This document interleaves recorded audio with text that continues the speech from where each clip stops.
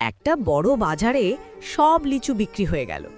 শুধু ডাকপাড়ার কিছু লিচু পড়ে রইল, কেউ কিনল না। শেষে সেগুলো রাস্তায় ফেলে দেওয়া হলো। একদিন একটা ছোট্ট সবুজ টিয়া পাখি উড়ে এলো।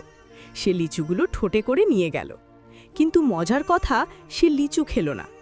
একটার পর একটা বীজ বের করে মাটির নিচে পুঁতে দিল। তারপর সে প্রতিদিন জল দিতে লাগলো।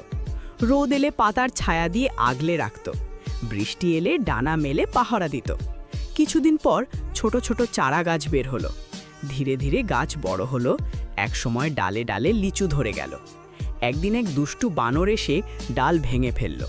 টিয়া পাখির চোখে জল এলো, কিন্তু সে হাল ছাড়ল না। আবার বীজ কুড়িয়ে এনে নতুন করে মাটিতে পুঁতে দিল।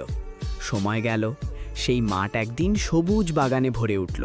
লিচুর গাছে গাছে লাল ফল ঝুলতে লাগলো। সব পাখি সেখানে এসে আনন্দে গান গাইতে লাগলো।